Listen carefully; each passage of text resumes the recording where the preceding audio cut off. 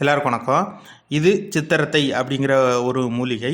அரத்தை அப்படிங்கிற ஒரு மூலிகையில் உள்ள ஒரு வகை தான் சித்தரத்தை. இந்த சித்தரத்தை அறத்தையில் உள்ள முதல் வகை, பேரறத்தை அப்படிங்கிறது இன்னொரு வகை. இதை அப்படியே இங்கிலீஷில் லெஸ்ஸர் கலங்கள், கிரேட்டர் கலங்கள் அப்படின்னு சொல்லியிருப்பாங்க.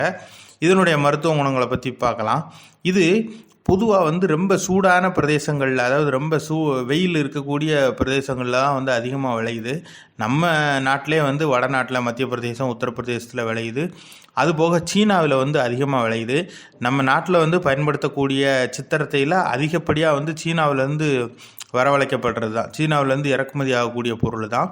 இதனுடைய மருத்துவ குணங்கள் என்ன அப்படின்னு பார்த்தோம்னா, நெஞ்சு சளி, அந்த சுவாச கோளாறு, இது சார்ந்த விஷயங்களுக்கு அதிகம் பயன்படுது. அதுபோக பசியை தூண்டக்கூடிய ஒரு தோல் நோய்கள் ஒரு சிலருக்கும் பயன்படுது. இது ஒரு கலவையான ஒரு குறிப்பிட்ட வகையான நோய்களுக்கு தான் பயன்படுது அப்படின்னு இல்லை, எல்லா வகையிலையும் இதை பயன்படுத்துகிறாங்க. இது எதுக்கெல்லாம் பயன்படுது அப்படின்னா, நெஞ்சு சளியை எடுக்குது, இளைப்பு இருமலை எடுக்குது, நல்லா பசியை தூண்டுது, ஜீரண சக்தியும் உண்டு பண்ணுது, பசியையும் தூண்டுது, மூலத்தை சரிப்படுத்துது. அதுபோக உடல் குளிர்ச்சி இருந்துச்சு அப்படின்னா அதை சரிப்படுத்துது. இது கொஞ்சம் சூடு கொடுக்கக்கூடிய ஒரு மூலிகை. அதனால் உடல் குளிர்ச்சி இருந்துச்சு அப்படின்னா அதை இது சரிப்படுத்துது. அதுக்கடுத்து கரப்பான் அப்படிங்கிற ஒரு தோல் நோய். தோல் ஒரு மாதிரி, அதாவது வங்கு வந்த மாதிரி ஒரு மாதிரி ஆகும். அந்த தோல் நோய்க்கு பேர் கரப்பான். அது ஒரு பெருசாக எரியாது, அரிக்காது, எதுவுமே இருக்காது.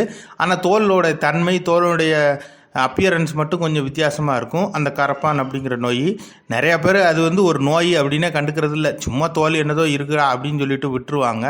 அந்த கரப்பான் நோயையும் இந்த சித்தரத்தை சரிப்படுத்துது. சீனாக்காரங்க பொதுவாகவே இந்த சித்தரத்தை சூப்பாக செஞ்சு எப்போவுமே குடிப்பாங்களாம். அவன் பல்லி, பாம்பு, புழு, பூச்சி எல்லாத்தையும் சாப்பிடக்கூடியவன். எல்லா வகையான நான்வெஜ் ஐட்டமும் அவன் சாப்பிட்றான். ஆனால் அந்த நான்வெஜ் ஐட்டம் எல்லாம் சாப்பிட்டுட்டு அது உடலை பாதிக்காமல் இருக்கிறதுக்கு, அது அதிகமாக ஜீரணமாகிறதுக்கு, வேகமாக ஜீரணமாகிறதுக்கு இந்த சித்தரத்தையை சூப்பாக வச்சு குடிக்கிறாங்களாம். அவங்க நாட்டில் தான் இது அதிகம் விளையுது, அங்கேருந்து நமக்கு இங்கே வருது. முதல்ல கொரோனாவுக்கு முன்னாடி இந்த சித்தரத்தை கொஞ்சம் கம்மியான விலையில் தான் இருந்துச்சு. கொரோனாவுக்கு பிறகு டபுள் ஆச்சுது, அப்படியே 2 பங்கு 3 பங்கு ஆச்சுது. அந்த விலை ஏறினது இப்போ வரைக்கும் இறங்கலை, மறுபடியும் ஏறிக்கிட்டே தான் இருக்குது. அந்த மாதிரி கொஞ்சம் விலை கூடின பொருள் தான் இந்த சித்தரத்தை. இதை இப்போ மேலே சொன்ன ஒரு சில நோய்கள் இதுக்கெல்லாம் நம்ம பயன்படுத்தலாம் அப்படின்னு, அதில் எல்லாமே இது எல்லாமே உள்ளுக்க குடிக்கக்கூடிய ஒரு பொருள் தான். இதை எப்படியெல்லாம் உள்ளுக்க குடிக்கலாம் அப்படின்னா, நல்லா பொடியாக்கி அதை தேனோட கலந்து அப்படியே லேகிய மாதிரி, பேஸ்ட் மாதிரி அப்படியே எடுத்து சாப்பிட்றலாம் இந்த சித்தரத்தையை.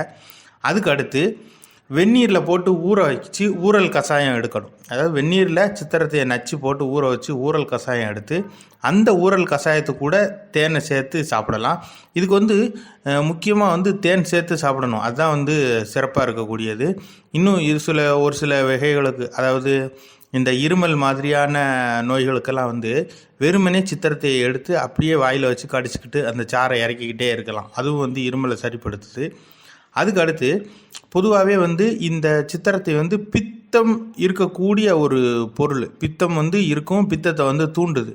அப்போ அந்த பித்தம் இருக்கக்கூடிய இந்த பொருளை ஏற்கனவே பித்த உடம்பு இருக்கக்கூடிய ஒரு மனுஷனுக்கு, இப்போது ஏற்கனவே ஒருத்தன் பித்த உடம்பு, அவனுக்கு இருமலுக்கு இதை கொடுக்குறோம் அப்படின்னா, அப்போ அந்த சித்திரத்தையை கொடுக்கும்போது கூடுதலாக கற்கண்டை சேர்த்து கொடுக்கணும்.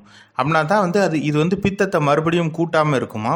அதாவது இந்த கற்கண்டு பித்த உடம்பு இருக்கக்கூடிய மனிதர்களுக்கு மட்டும் கொடுக்கக்கூடிய பொருள், அவர்களுக்கு மட்டும் கூடுதலாக சேர்த்து கொடுக்கணும். இதே மாதிரி இன்னொரு இதுவும் நம்ம ஆதி காலத்துலேருந்து சாப்பாடு பொருளாக சாப்பிட்டுக்கிட்டு இருக்கோம், கடலை மிட்டாய். வேர்க்கடலையை தனியாக சாப்பிட்றத விட கடலை மிட்டாயாக சாப்பிட்றது நல்லது. ஏன்னா வேர்க்கடலை பித்தம் இருக்கக்கூடிய ஒரு பொருள். அதை நீங்கள் சும்மா சாப்பிட்டீங்கன்னா பித்தம் கூடும். அதே இதை கருப்பட்டி பாகு சேர்த்து கடலை மிட்டாயாக செய்கிறாங்க. எல்லாருமே கருப்பட்டி பாகு சேர்த்து செய்கிறாங்களா அப்படிங்கிறது கேள்வி தான். 100க்கு 10 பேர் கூட அப்படி சேர்த்து செய்ய மாட்டாங்க. சீனி பாகு, வெல்லம் பாகெல்லாம் சேர்த்து செய்வாங்க. ஆனால் கருப்பட்டி பாகுல செஞ்ச கடலை மிட்டாய், கருப்பட்டியோடு சேர்த்து அந்த கடலை மிட்டாயை சாப்பிடும்போது வேர்க்கடலையால் வரக்கூடிய பித்த கூடுதல் வராது. பித்தம் அதை நம்ம உடம்பை தாக்காது. இந்த மாதிரியான ஒரு அதாவது அந்த கடலை மிட்டாயே ஒரு மருத்துவத்தன்மையோடு தான் அன்னைக்கு செய்யப்பட்டிருக்குது. சரி, அதுக்கடுத்து இந்த சித்தரத்தையை வந்து சின்ன குழந்தைகளுக்கு கூட முத்தோடம் வந்துச்சு, திரிதோஷம்னு சொல்கிறோம்ல, அந்த தோஷம் வந்துச்சுன்னா அதை சரிப்படுத்துறதுக்கு வந்து பயன்படுத்தலாம். பித்த தோஷம், வாத தோஷம், கபதோஷம் இதை வந்து சரிப்படுத்துது இந்த சித்தரத்தை. அப்படி சின்ன குழந்தைகளுக்கு நம்ம கொடுக்குறோம் இந்த சித்திரத்தையை அப்படின்னா வெறுமனே கொடுக்கக்கூடாது. சித்திரத்தையை எடுத்து அதை நெருப்பில் சுட்டு அது வந்து கொஞ்சம் வெந்த மாதிரி ஆயிரும். அதுக்கப்புறம் அதை எடுத்து பொடி பண்ணி அதை அதுக்கடுத்து தேனில் சேர்க்கும்போது அது அதனுடைய தன்மை வந்து ரொம்ப காட்டமாக இல்லாத மாதிரி ஆக்கணும். அது வந்து உரைக்கும், சித்திரத்தை வந்து கொஞ்சம் உரப்பாக ஒரு மாதிரி காட்டமாக இருக்கும். அந்த காட்டத்தெல்லாம் குழந்தை தாங்காது. அதுக்காண்டி அதை ஃபஸ்ட்டு சுடணும். சுட்டு அதுக்கடுத்து அதை தேனில் சேர்த்து அதுக்கடுத்து அந்த பசை மாதிரி இருக்கிறத எடுத்து தாய்ப்பாலில் கலந்து குழந்தைக்கு வந்து கொடுக்கலாமா, சின்ன குழந்தைக்கு கூட கொடுக்கலாம். அப்படி வந்து ஆதி காலத்தில் வந்து கொடுத்துருக்காங்க. சரி, இந்த வீடியோ உங்களுக்கு பிடிச்சிருந்தா லைக் பண்ணுங்கள், ஷேர் பண்ணுங்கள், கமெண்ட் பண்ணுங்கள். இதே மாதிரியான வீடியோக்கள் தொடர்ந்து பார்க்கணுன்னா நம்ம சேனலுக்கு சப்ஸ்கிரைப் பண்ணுங்கள். மறக்காமல் பெல் பட்டனையும் ப்ரெஸ் பண்ணுங்கள். நன்றி.